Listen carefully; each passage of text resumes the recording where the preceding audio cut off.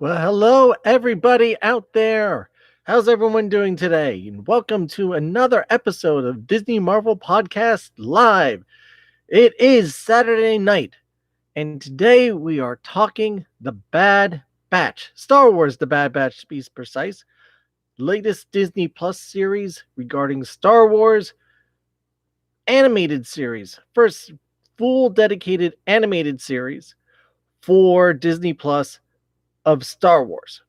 We had the last season of Clone Wars, but this time, that was just one season. The rest of it was on other channels. That was a Cartoon Network. But this one is strictly Disney Plus. It is Disney Plus's own show, and if you've been watching it, you know why I'm talking about it. If you haven't watched it and you like Star Wars, watch it. Particularly if you've seen if you watch Clone Wars and you watched Rebels, then you should watch this one because it's an intense um, and really nice episode, and you really get a good sense of the progression of the story, and not just the story of from the Clone Wars. It's the progression of the story from of all of Star Wars. You know, when you think about it, how we ended up at the end of episode 3, and then where we got to in episode 4, a lot happened. A lot happened. And maybe we got some information in books. We got Rogue One, we got Solo. That gave us a little bit of information about stuff going on. What we're getting in Bad Batch, is a slower telling of the story of what all is happening. Where before we just got the movies. In a movie you get 2.5 hours of it telling you a condensed story. Here we have 16 episodes that is spelling out, and who's to say we're only getting 16 episodes? This is just season 1. Most likely we're getting a season 2. We get a season 2, say it's another additional 16. That's 32 episodes at roughly half an hour each. It's a lot of time that we get to find out about everything that's happening, about how everything is moving forward. It's 16 hours, to be exact, but how everything is moving forward in the Empire, or how the Empire is growing and how they got to where they are to the point that we saw them in episode 4. So we get a lot of stuff that way. So yeah, that's kind of what I want to talk about today. So I hope everyone out there is doing well. You had a good week. New episode came out on what day was that? That was Wednesday, of course. It took me a little bit to get to YouTube. I forgot to bring it up to YouTube sooner. But yeah, last week's episode, the 40th anniversary episode of Great Muppet Caper. That was fun discussing with Matt Leonard, of course, knowing all things Muppets as he does. And I always love discussing the Muppets because I love the Muppets too. Also, just some quick things, some housekeeping, rumors or discussions. Not even necessary rumors, but evidence, concrete evidence that the dining plan and FastPass will be coming back. FastPass kiosks in Walt Disney World have been seen and emerging and being uncovered, unveiled, woken from their slumber. So that will be coming soon. Soon, I'm hearing. It will be sooner than we think, which will be nice. It will be nice to get back to FastPass. The lines are growing and growing. Supposedly, they're moving well. That Disney is doing a good job keep things moving, especially since they're being allowed or allowing the vehicles to be loaded to full capacity and running the attractions at a better rate, more of a typical rate that they would run the attractions. And the dining plan will be coming back. Disney themselves said in a blog post that they snuck in there, oh, don't worry, we didn't forget about the dining plan. It will be coming soon. No idea when. My guess would be Fast Pass is coming before Dining Plan, and hopefully the Dining Plan's not far off. I would not be surprised if we see it by October 1st. I hope we see it well before that. Personally, I'd love to see it by August. But more restaurants are opening up. Food capacity is starting to flow and be more consistent. They're being able to stockpile things better. And again, like I said, they're opening up more dining locations. Majority of them are opening up. So that all signs are pointing to the dining plan coming back. Again, it is a loss leader program for them. And what that means is that they're not making as much money off the dining plan as everyone may think. Some people they do pretty good on if anyone's just going for quick service and just the smaller things. Other people who take more advantage of it going to the signature restaurants, pardon me, they don't fare quite as well, obviously, because it's a fixed price. And if you go to the California Grill, I mean, yes, you use 2 dining credits, but even at that adds up pretty quick. And now that they've added in adult beverages on that too, you make a lot of money off an adult beverage. If you're talking about a $13-15 drink, it does not cost them $13 or $15 for that drink, even if you're getting a souvenir glass, say at Olga's Cantina. Um, and you get the $24 or $22, whatever it is, drink that is available. It does not cost them that much money, even with those mugs. Those mugs are nice. I have one of those mugs, and they are a nice ceramic, well crafted mug. So maybe that costs them $3, even $5 at most. So now you're talking $17. Whatever they're putting in there, which is a pre-made concoction, does not cost them $17. I'm telling you, it does not. So yeah, so you got a number of different things available there. You also have so that should be coming back soon. I expect that coming back soon, sooner than later, most likely this year. Worst case next year, but I'm gonna put my chips in on by October 1st is I'm gonna say my point, but we shall see. But also in the meantime, on good news, on more positive news, we had the return of fireworks just in time for 4th of July. July 1st, Walt Disney World started its fireworks back up. We had Happily Ever After debut or return to the Magic Kingdom and in all of its splendid glory. And then you had Epcot Forever 2.0 version of Epcot Forever, as people are calling it on the social media, that returned also in Epcot on July 1st to just spectacular and just it's hard to picture the parks without fireworks. It's been so long. It's been so long since we've had fireworks. With gone to a park without having to have fireworks there. It's the best way to end the day. It increases the magic. It definitely increases the magic. And maybe pay attention to next week's episode, where maybe I'll be talking about the nighttime spectaculars. Let's see. Let's see what we have planned, shall we? But yeah, so the fireworks are back, better than ever. Well, yeah, we got 2 shows. Phantasmic is still not slated to come back. Supposedly they're working on Phantasmic. Let's see what happens there. Galactic Nights, the fireworks show at the studios, the Star Wars one is not back yet either. Are we going to hear about that soon? Maybe.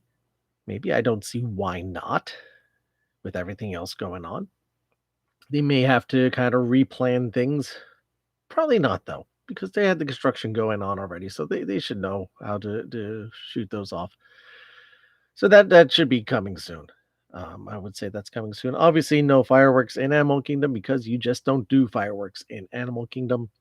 but no nighttime show either. So if you're at Animal Kingdom at night, go to Pandora, do yourself a favor, walk around the world of Avatar and take in its beautiful glory and just how amazing it looks.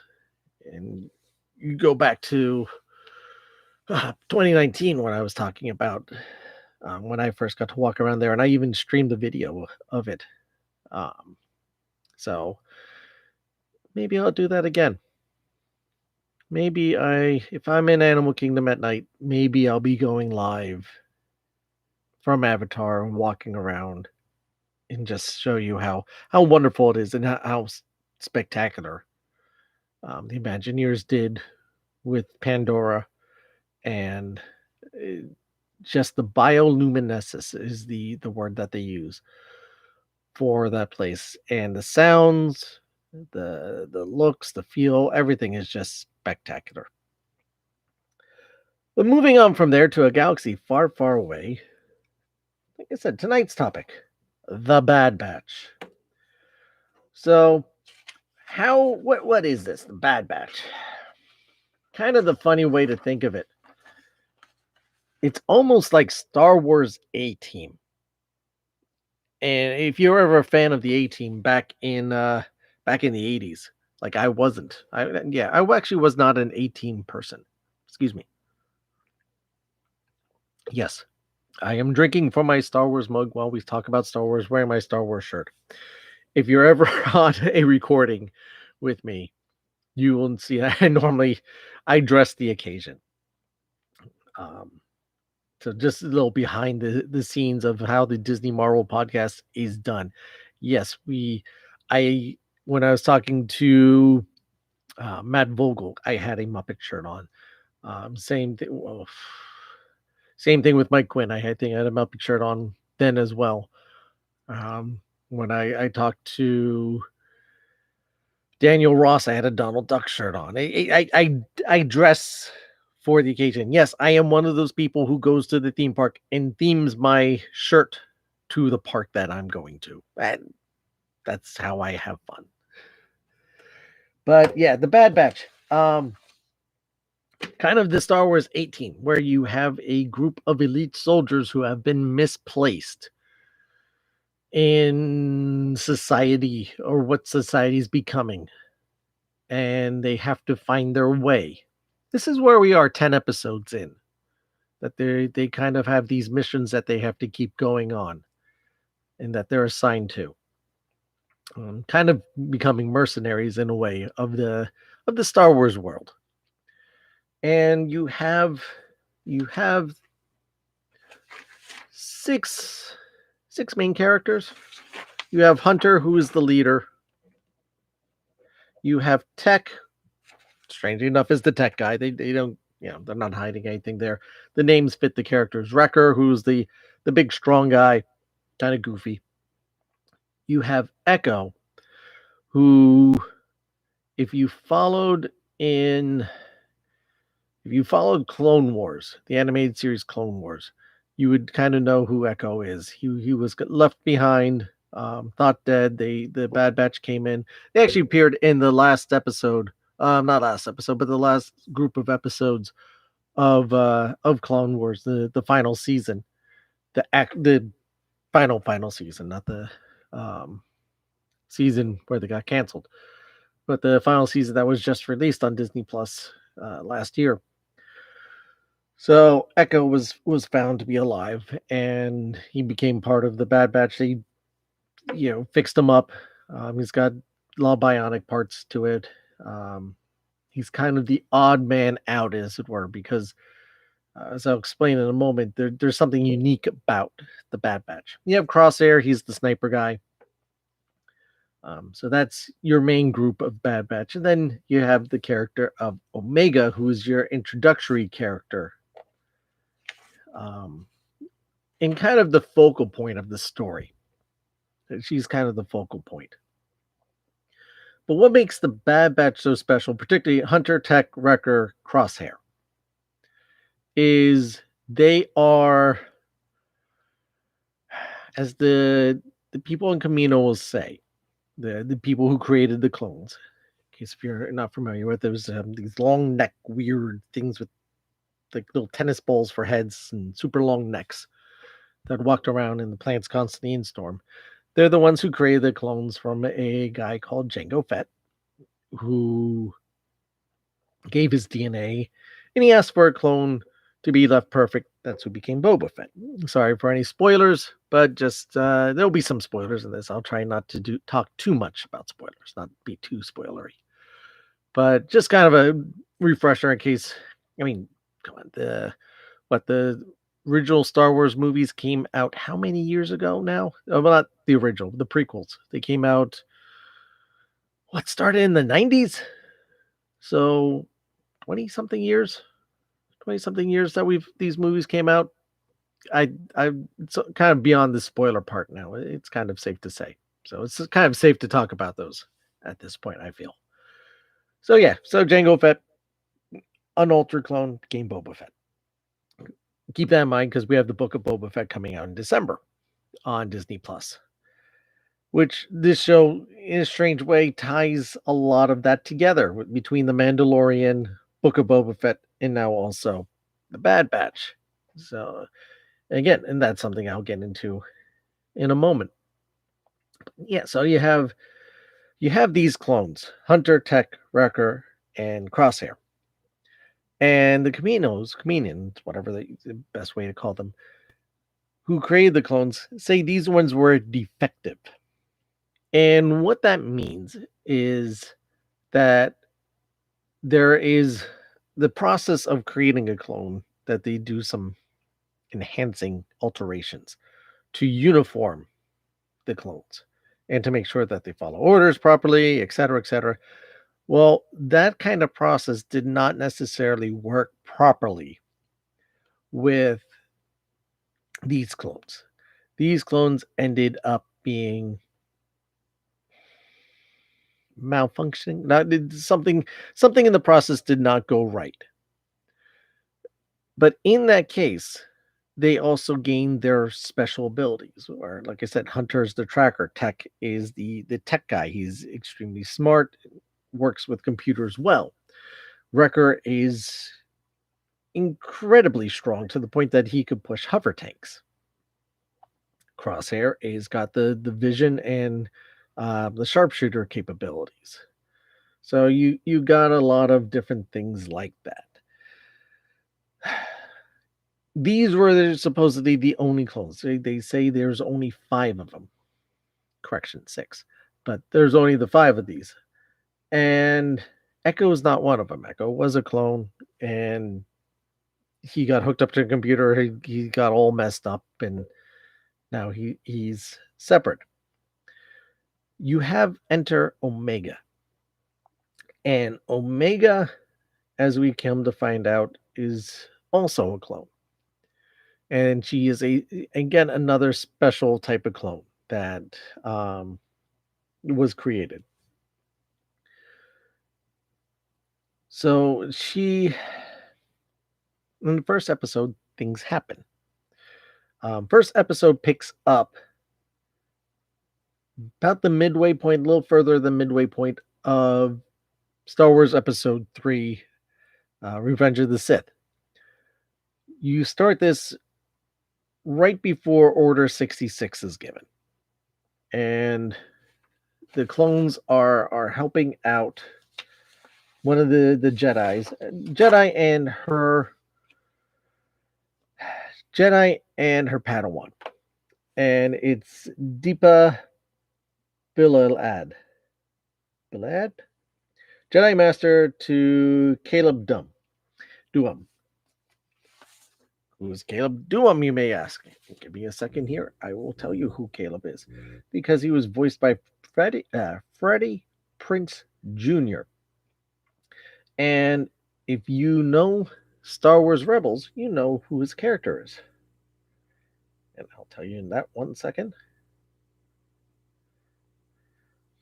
Freddie Prinze Jr.'s character is Kanan Jarrus. Changes his name. This is his beginning, sort of, and how he ended up on the run. So you get again more backstory tying everything together. So now you've tied it. You've already tied in within the first few minutes, 3 minutes. You've tied in Rebels to this.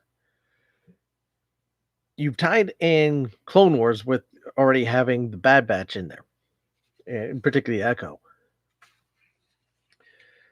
Now you kind of move forward, and they tie in some other things. You have I'm kind of going off in different directions here, but um,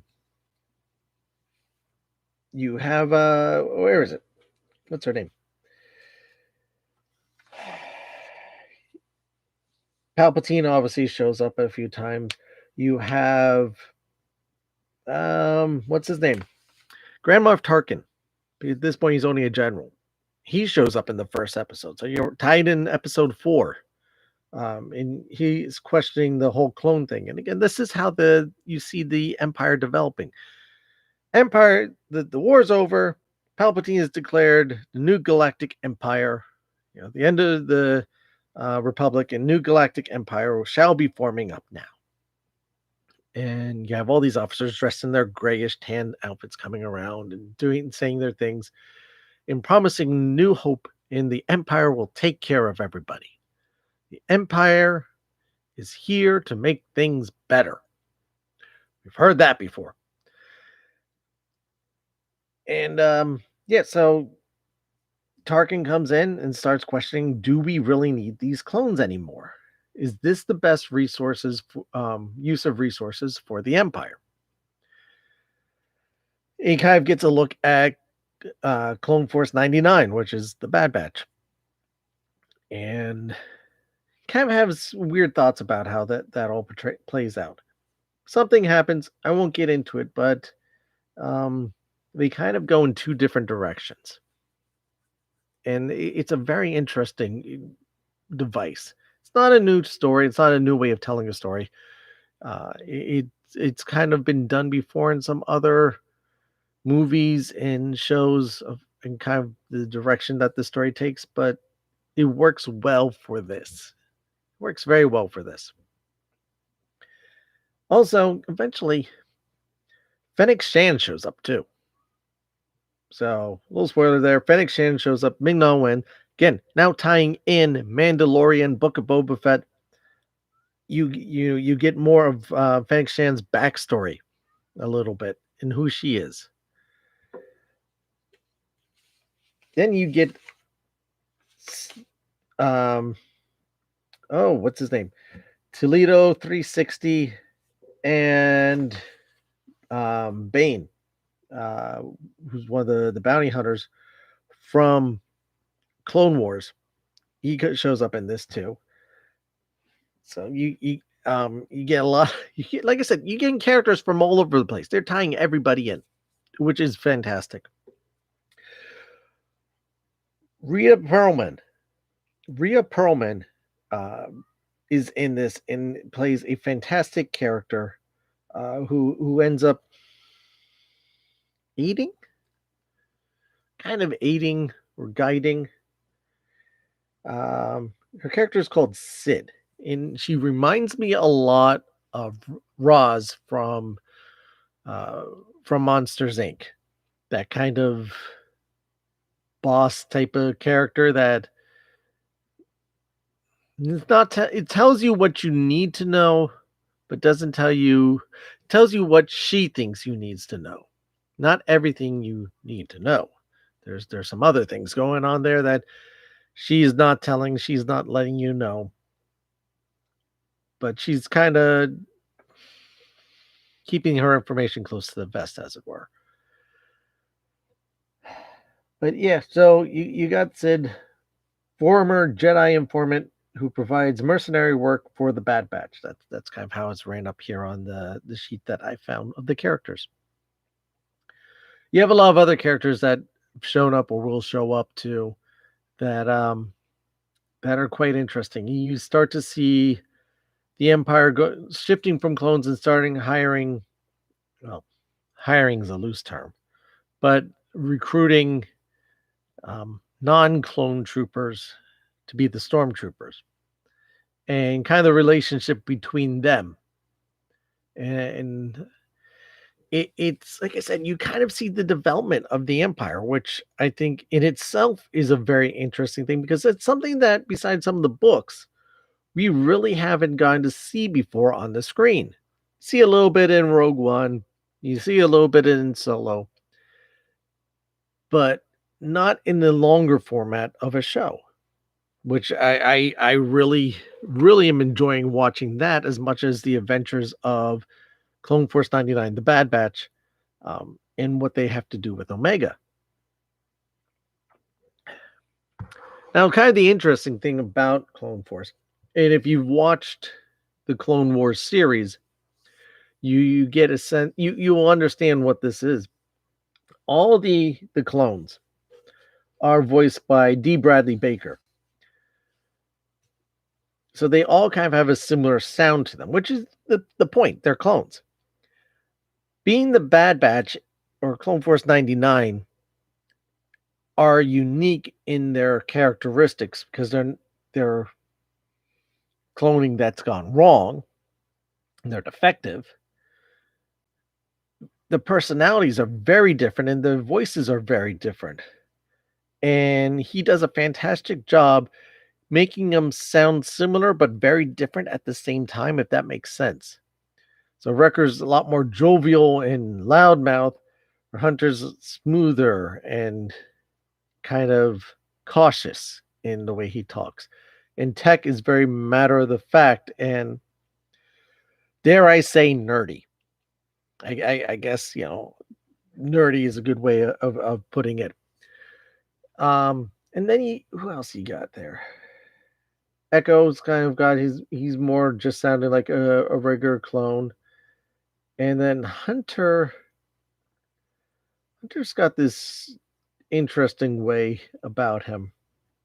And I think I was mentioning this to Dan Z that something happens in one of the episodes where he ends up getting his face covered and he's speaking through um, a respirator type of device. And he sounded to me like, pardon me, kind of like Cobra Commander. If you can picture that or think, hear that voice in your head, it's kind of like a Cobra Commander sound. And that is, he does a fantastic job. And then any of the other clones and stuff that it shows up, you hear that. Now, they've gone as far as, and this is kind of where it diverges a little bit from episode 4, 5, and 6, is that you'll hear and see within the Empire female officers and female stormtroopers. That's not something that you had in those movies, but they're now incorporating it into the canon, so back-ending it in, because this is prequels to the original trilogy movies. And so you hear that, sometimes amongst all the clones, so you hear D. Bradley Baker's voice, then you hear some non-voices of his, some men and some women ones as well. There was a particular episode just about 2 episodes ago where they're on a spaceship, and there was a battle going on, and you could clearly hear female Imperial officer or Imperial character stormtroopers. There's also an Imperial officer that was female. Let's see if I could get her. Braggs. Braggs is her name. Voiced by Shelby Young, who does is very interesting, very fantastic seeing that character standing up and again declaring to this planet that the Empire is here to be your friends, as she's surrounded by stormtroopers, and there's stormtroopers all around the people gathered listening to her speech. And the Empire is good for everybody and take care of you. We'll provide you with food and everything that you need. Just be loyal to the Empire and the Empire will take care of you. Right.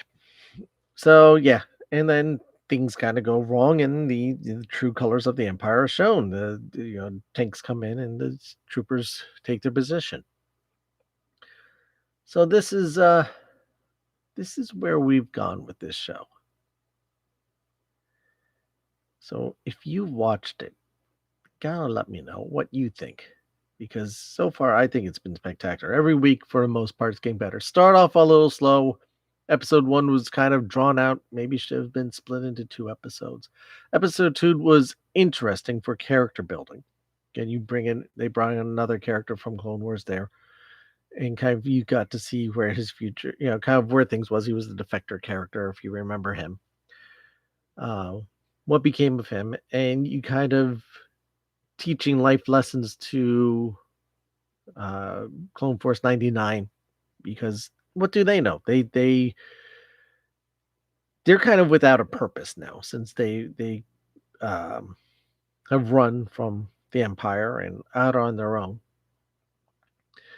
And yeah, so each episode things start building, but you really get, again, you get a sense of how the world is changing, and you just get a lot of stuff going on.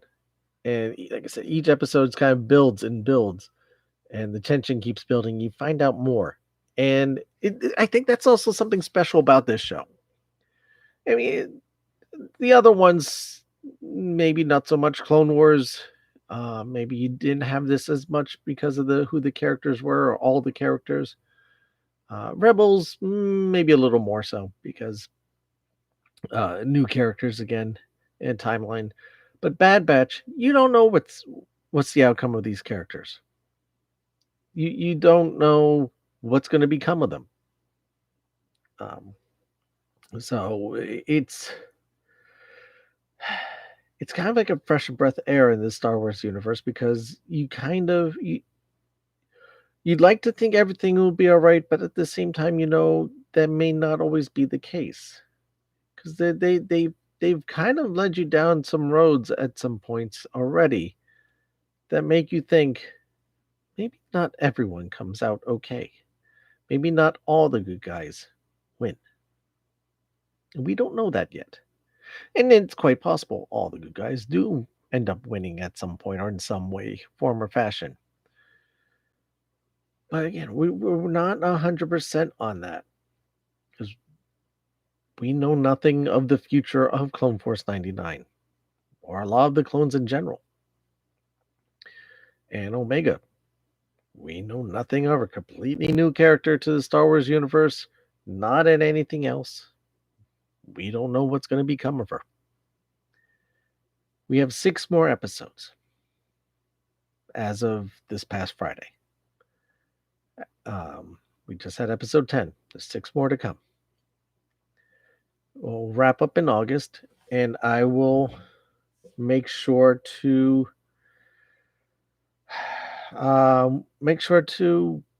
do a review. I'll have to see who I could do a review with,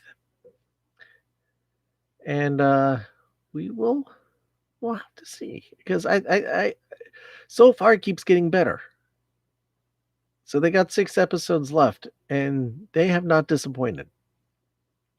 This has been a fantastic series, and I'm so looking forward to what happens next.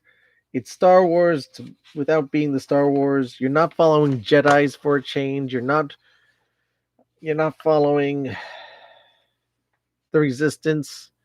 You're following 5 guys. Well, 5 characters. They're not all guys.